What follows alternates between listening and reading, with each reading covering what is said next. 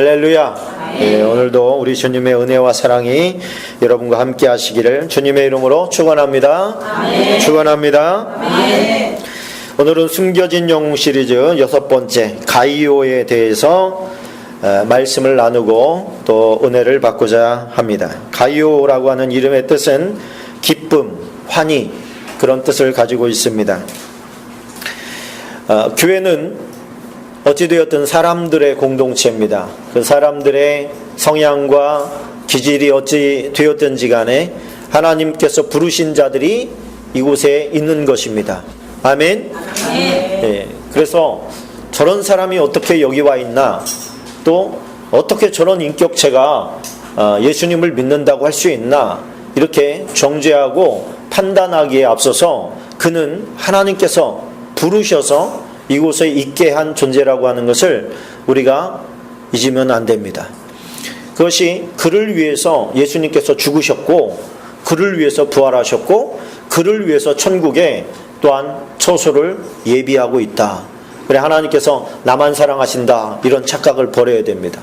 교회는 주님의 것입니다. 하나님께서 친히 세우신 두 가지가 가정과 교회입니다.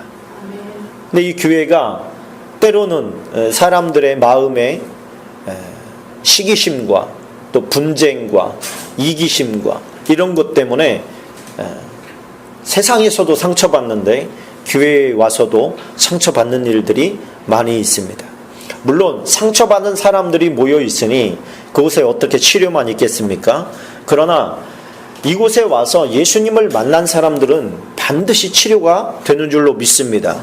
치료받을 뿐만 아니라 내가 치료되었기 때문에 또한 다른 사람들을 어루만져 줄 수 있는 성숙의 길로 가야 된다는 것, 그것이 또한 크리스천의 의무라는 것을 우리가 알아야 됩니다.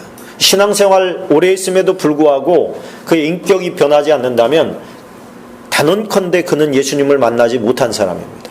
또한 말씀도 읽지 않는 사람이고 기도도 하지 않는 사람입니다. 때로 어떤 사람이 기도는 많이 하는데 그의 삶의 인격이 변하지 않는다면 말씀을 보지 않는 사람이에요. 말씀과 기도가 같이 간다면 우리의 삶은 더 아름다워지고 섬김의 마음이 되어지고 성장할 수밖에 없는 거예요. 그러나 때때로 정말 많은 내면의 상처와 고통들 때문에 그것이 밖으로 표출됩니다.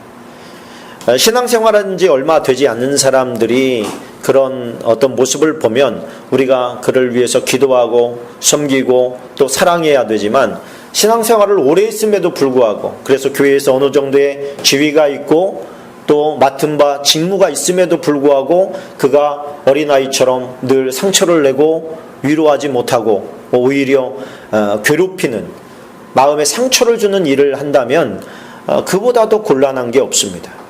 그래서 초대교회부터는 그런 사람을 어떻게 좀 구별을 해서 세울까? 분명히 사명자와 직분자는 필요한데 그를 어떻게 상처가 치료되어지고 또 성장하고 있는 사람, 성숙하고 있는 사람을 리더로 세울까에 대한 고민이 굉장히 많았습니다.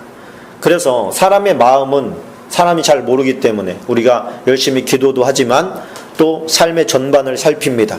또 과정을 밟게 합니다. 성경 공부를 하게 하고 성경 공부의 여러 단계를 거치게 하고 또 신앙생활하는 모습들을 지켜봅니다. 저 사람으로 말미암아 은혜를 입는 사람들이 많고 저 사람이 교회에서 섬김으로 말미암아 본을 보이고 또 그의 모습을 따라서 뒤따라가고자 하는 사람들이 있는가? 그 주위에 사람들이 모여드는가? 그 섬김으로 말미암아서 은혜를 입고 있는 사람들이 많은가? 이런 것들을 살펴보고 그 다음에 직분을 세웁니다. 근데 때로는 그 과정이 생략되는 경우가 있습니다. 대부분은 이제 연약한 교회들, 누군가 리더는 세워야 되는데 아직 준비가 되지 않은 그런 연약한 교회들, 그런 곳에서는 어쩔 수 없이 아직은 부족하지만 그런 사람들을 리더로 세웁니다. 그런데 그런 사람들은 해야 될 책임이 또 하나 있는 거예요. 뭐예요? 빨리 성숙해야 된다는 책임감을 가져야 됩니다. 내가 성숙해 있는지 미숙한지 그거는 별 관심이 없고 그저 나의 직분에만 관심이 있다면 성숙하지 못한 거예요. 그 자체가. 오늘 등장하는 이 가이오라고 하는 사람, 이 가이오라고 하는 사람과 디오드레베라고 하는 사람에게 사도 요한은 부탁을 합니다. 아마도 큰 성읍에 거했던 두 집안이었던 것 같습니다. 순회 선교사들, 순회 전도자들이 가서 마땅히 묵을 곳도 없고 또 무보수로 일했기 때문에 그들이 먹고 자는 문제가 해결돼야 돼요. 그렇기 때문에 누군가 그들을 섬겨줄 사람이 필요합니다. 그래서 사도 요한은 이 가이오와 디오드레베라고 하는 사람에게 부탁을 합니다. 선교사들이 갈 텐데 당신들이 최선을 다해서 이들을 좀 먹여주고 재워주고 했으면 좋겠습니다. 그렇게 능력이 없는데 하지는 않았을 거 아닙니까? 다 살펴보고 사도 요한이 할만하니까 시킨 거예요. 부탁을 한 거예요. 그랬는데 큰 차이를 벌입니다. 가이오라고 하는 사람은 정말 아름답고 충성스럽게 최선을 다해서 섬겼는가 하면 이 오늘 그 뒷부분에 나오는 디오드레베라고 하는 사람은 자기 자신을 위해서 사람들의 관심과 사랑을 독차지하기를 원하고 오는 순회 선교사들을 환영하지 않았어요. 또 와서 성도들 가운데 성숙한 사람들이 좀 섬기려고 하면 내가 허락하지 않는데 왜 섬기냐 그러고 내쫓기도 했습니다. 이 두 사람의 순회 선교사니까 다시 사도 요한에게 와서 이야기를 하는데 가이오라고 하는 사람에 대해서 칭찬을 이만저만 하는 게 아니에요. 그는 정말 하나님의 진리 안에 서서 예수 그리스도의 이름으로 모든 일을 행하고 사랑으로 행하는 진리로 행하는 모습을 우리가 보고 감명을 받았습니다. 이런 말이 계속 들리는 겁니다. 그런데 디오드레베의 집에 갔던 사람들은 하는 말들마다 쫓겨났습니다. 박대당했습니다. 구박당했습니다. 요즘으로 치면 이 사람들은 담임 목사쯤 됩니다. 그들의 신앙의 어떤 수준이.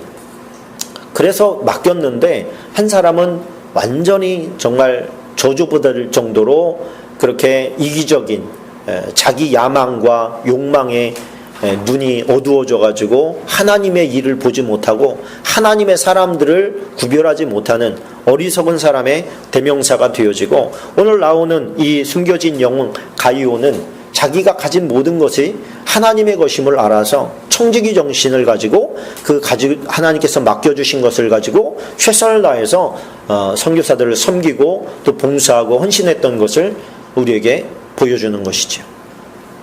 이게 바로 성장한 모습입니다. 요한 3서는 이 가이오라고 하는 사람에게 보낸 개인적인 서신이에요. 개인적인 서신이 이렇게 성경에 포함될 줄 누가 알았겠습니까? 내 영혼이 잘됨 같이 내가 범사가 잘되고 강건하기를 축복합니다. 할렐루야. 그런데 우리가 이렇게 많이 사용하는 이 말씀의 원래의 수신자가 가이오라고 하는 사실을 아는 사람이 별로 없는 거예요. 얼마나 축복인지 모릅니다. 이게 15절밖에 안 되는 한 장짜리 말씀임에도 불구하고 이 안에 사랑하는 이라고 하는 단어가 5번이나 들어가요. 그러니까 사도 요한이 가이오라고 하는 사람을 얼마나 사랑했는지를 단적으로 보여주는 것입니다. 그래서 성경에 보면 가이오라고 하는 사람이 두 사람 정도 등장을 합니다. 마게도냐의 가이오가 있고 더베의 가이오가 있습니다. 근데 이 두 사람 다 칭찬했던 사람들이에요. 바울의 그 선교 여행 가운데 동행했던 사람이고 오늘 등장하는 사람은 제가 보니까 마게도냐의 가이오였던 것 같아요. 바울은 일평생에 2명에게 세례를 줬는데 그 중에 한 명이 가이오입니다. 고린도전서 1장 14절에 보니까 나는 그리스도보와 가이오 외에는 너희 중 아무에게도 내가 세례를 베풀지 아니한 것을 감사하노니 그렇게 성경을 이야기하고 있죠.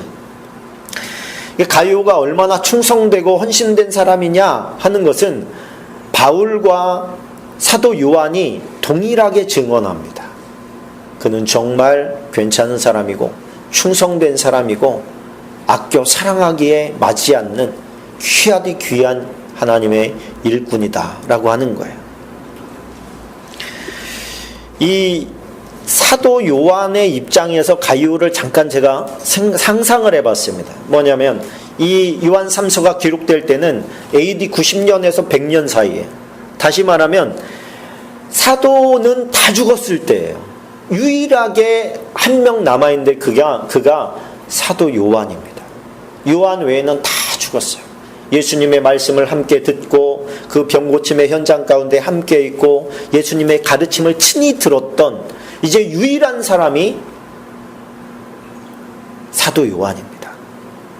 근데 그 사도 요한에게 지금 지극히 사랑받고 위로가 되고 힘을 주는 사람이 바로 가이오라고 하는 사람이에요.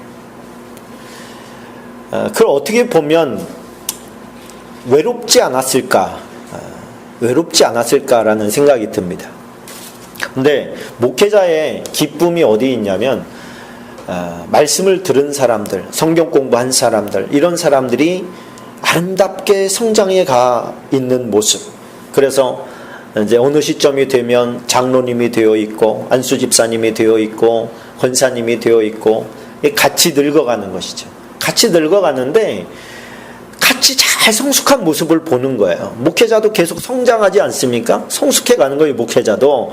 그런데 성도들도 마찬가지죠. 목회자가 성숙하고 성도들도 같이 성숙하는데 어느 이제 늙음악히 머리가 다 파뿌리가 되어서 이제 허혈쯤에 서로의 모습을 봤을 때, 그렇죠?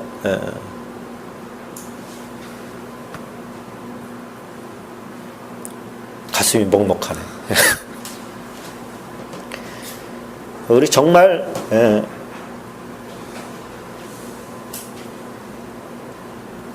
그런 겁니다. 그래서 이 사도 요한의 마음, 가이오를 향한 마음, 그 마음이 사랑한다, 아낀다, 얼마나 귀한지 모르겠다 라고 하는 이런 표현들을 가득 담아가지고 보내준 거예요. 이것이 두 가지 어떤 목적으로 쓰였다고 생각합니다. 뭐냐면 가이오처럼 살기가 사실은 어렵습니다. 우리는 디오드레베처럼 살기가 쉽습니다. 내 자신이 높여지기를 원하고 인기가 나한테 집중되기를 원하고 새로 순회 선교사가 와가지고 설교하고 막 이러면 인기가 왜 그쪽으로 가는 것 같잖아요. 관심이 다 그쪽으로 가는 것 같잖아요. 그러면 이 마음속에 시기심이나 질투나 이런 것들이 주님 안에서 해결되지 않는 사람은 그 못 견딥니다. 왜 저쪽으로 가는 거야? 아예 오지 못하게 해야 되겠다. 이래 버린 것이죠. 그래서 그들이 물리친 사람들이 나의 질투를 유발한 어떤 자가 아니라 하나님께서 사용하시는 어떤 자로 봐야 되는데, 하나님께서 아껴 사용하는 하나님의 일꾼으로 봐야 되는데 내 마음을 불편하게 하는 존재로 본다는 거예요. 교회 안에서 그렇다니까요. 교회 공동체 안에서도 우리가 주님께서 저 사람을 보시는 그 시각으로 우리가 봐야 되는데, 나의 마음을 불편하게 하는데 왜 저런 사람이 다 있어 어디, 막 이렇게 자꾸만 접근을 하려고 한다는 거예요. 초대교회 때는 음식 문제 때문에 이 문제가 아주 불거졌었습니다. 음식이 뭐간데 그 음식 때문에 그를 위해서 못 박혀주신 주님이신데 못 박혀 죽으시면서까지 구원하려고 한 그 사람을 음식이 뭐라고 너 지옥 가게 만드냐 책망하는 모습을 보는 것이죠. 다윗에 대한 사울의 마음도 마찬가지였습니다. 다윗은 얼마나 하나님께서 아름답고 위대하게 쓰는 하나님의 도구였습니까? 근데 그렇게 보이지가 않는 거예요.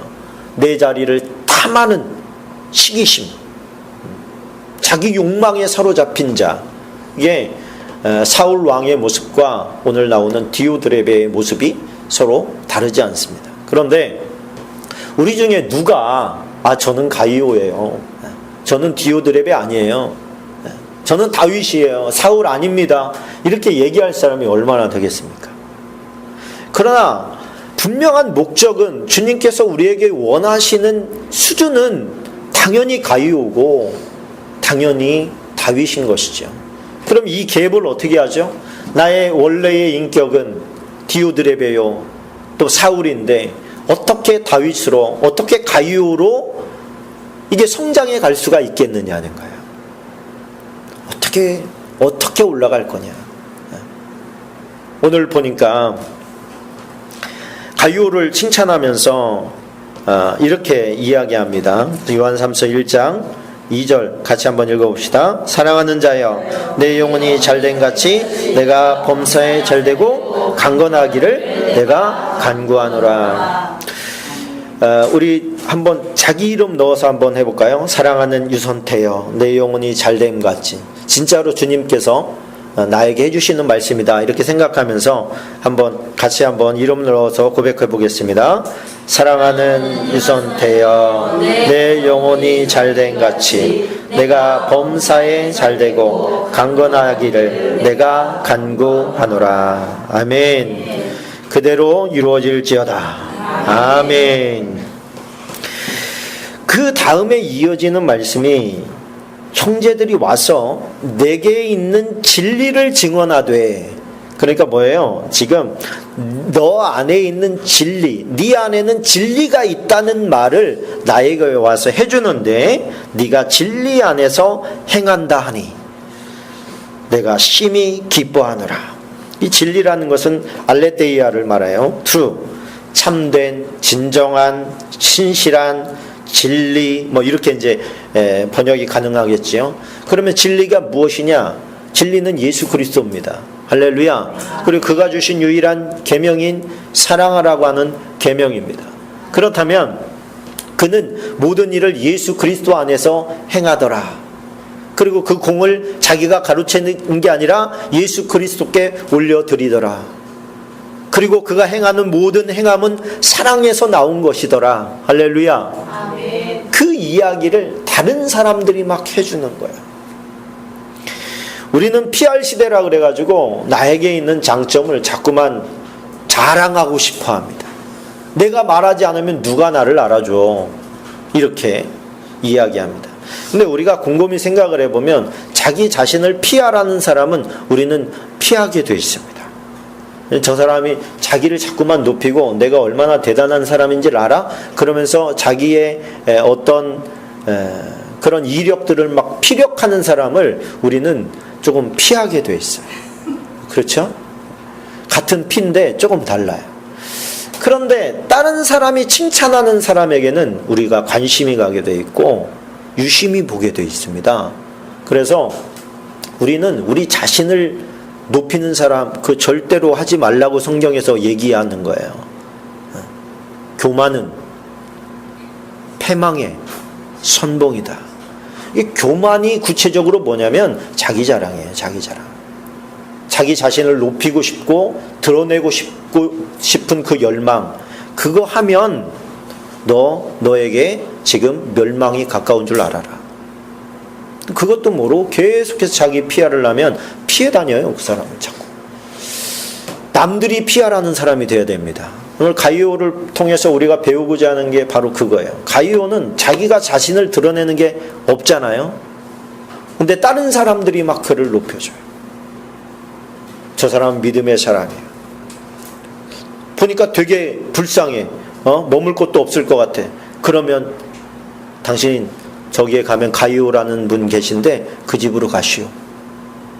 그러니 그의 칭찬이 그 땅에 편만하지 않겠습니까? 근데 그러려고 이렇게 한 게 아니에요. 이분은 그런 칭찬을 받고자 했던 게 아니에요. 예수 그리스도를 높이기를 원했고 하나님의 나라가 확장되기를 원했어요. 그랬더니 하나님께서 그를 높여주셔요. 예수 그리스도를 높이면 하나님도 우리를 높여주셔요. 할렐루야. 그게 성경의 약속입니다. 온 율법과 선지자의 강령이 뭐래요? 네가 대접을 받고 싶은 대로 너도 대접하라는 거야. 너도 남을 대접해줘라. 너 칭찬받고 싶니? 그러면 너도 막 칭찬해줘. 다른 사람을 칭찬해줘. 너 대접받고 싶니? 네가 대접해줘. 섬겨줘. 그러면 하나님이 내가 너를 높여주고 이름이 뛰어난 이름이 되게 해주고 사람들로 섬김을 받는 사람이 되게 해줄게. 이게 자꾸 바뀌니까 하나님이 답답하신 거 아닙니까? 왜 그러니?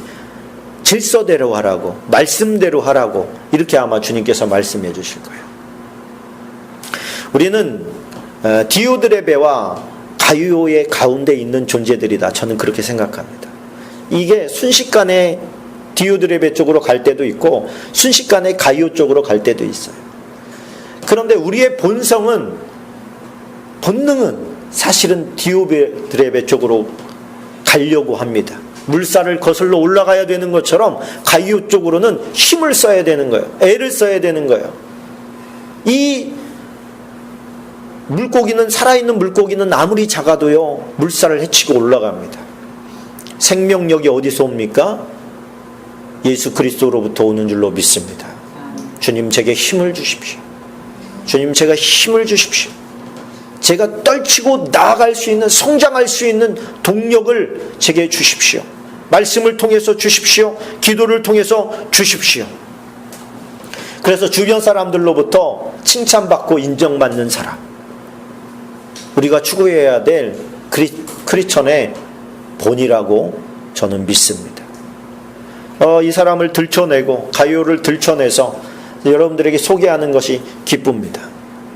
제일 먼저는 저에게 은혜가 되어지고 또 이렇게 감추어졌던 사람들이 드러나서 하나님의 나라에서는 저는 이분들이 굉장히 유명한 분들이라고 생각해요. 아마 주님께서 직접 칭찬하지 않았을까. 이 땅에서 이미 우리가 너무 잘 알고 있는 분들, 엘리야, 다윗, 모세 이런 사람들이야 천국에서도, 이 땅에서도 유명했는데 천국에서는 당연히 유명하지 않겠어요. 그러나 무명으로 있던 사람들은 주님께서 드러내시죠. 드러내가지고 우리를 높여주십니다. 우리가 이 땅에서 해야 될 것은 이 땅에서 높아지려고 하지 말고, 아멘? 이 땅에서 뭔가 좀 인정받고 사랑받고 올라가려고 하지 말고 좀 주님 나라 갈 때까지 유교시켜 놓는 마음이 우리에게 필요하다는 거예요. 그래서 주님께서 뭐라고 합니까? 하늘에 네 보화를 쌓아둬라. 결국에 보화라는 게 이 땅에서 보화가 뭡니까? 재물이고, 그렇죠? 물질, 건강, 이런 거 다 따질 수 있지만 내가 나를 위해서 사용할 수 있는 재물들, 또 시간들, 이런 것들 좀 유보시켜 놓으라는 거예요. 이 땅에서는 금방 사라지잖아. 근데 이 땅에서 사라질 것을 천국에다가 담아 놓으면 거기는 안 없어져. 이렇게 얘기하는 거 아닙니까? 그럼 천국에서 쓰면요, 천국에서 쓸 일이 있을까요? 그만큼의 상급이 쌓여 있게 된다는 거예요.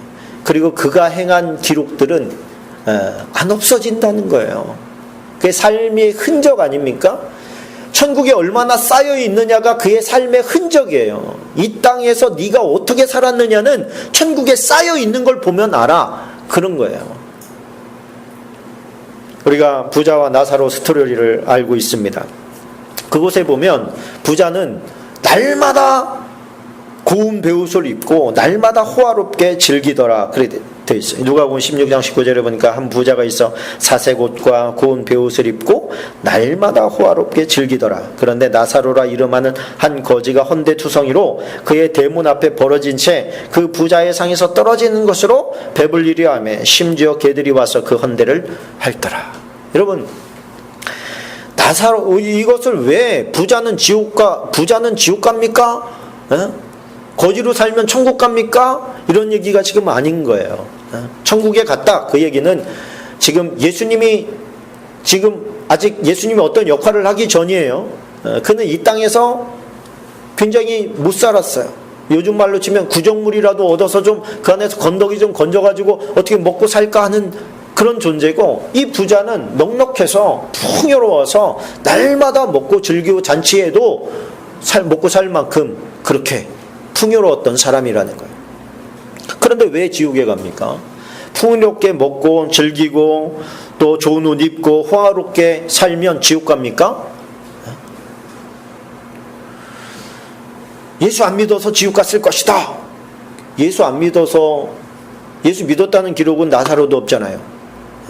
여기에서 아브라함의 품에 안긴 나사로를 우리가 보게 되어지고 부자도 보게 됩니다. 부자의 죄가 뭡니까? 부자의 죄. 부자가 좋은 옷 입고 호화롭게 날마다 잔치하면서 사는 것은 죄가 아니에요. 그렇게 살아도 됩니다. 있는 사람들 뭐 그렇게 사는 게 무슨 죄가 되겠습니까? 근데 무슨 죄냐? 가난한 자를 돌보지 않은 죄예요. 가난한 자를 돌보지 않은 죄. 야고보서 4장 17절에 보니까 그러므로 사람이 선을 행할 줄 알고도 행하지 아니하면 뭐다? 죄다. 그러니까 아무것도 없는 나사로는 선을 행할 수 있는 게 별로 없지 않겠습니까? 그러나 너무 많이 가지고 있는 사람은 그 물질을 계속해서 소진하고 있잖아요. 지금 뭘로 소진합니까? 좋은 옷으로 소진하고 있고 좋은 그 누림으로 잔치하면서 베풀면서 그 기쁨을 위해서 재물을 소진하고 있는 거예요. 근데 그 소진이 천국에 아무것도 쌓이지 않고 있었더라, 그 얘기하는 겁니다. 우리가 누리고 사는 거, 기쁘고 즐겁고 행복하게 사는 것에 대해서 하나님께서 지금 딴지 거는 게 아니에요. 그거 해도 괜찮다. 그러나 네가 선을 행할 줄 알지 않느냐? 선을 행해야 된다는 걸 알지 않느냐? 누구에게 행할 줄도 알지 않느냐? 지옥에서 고통받는 자에게 뭐라고 얘기합니까? 부자가 저 나사로에게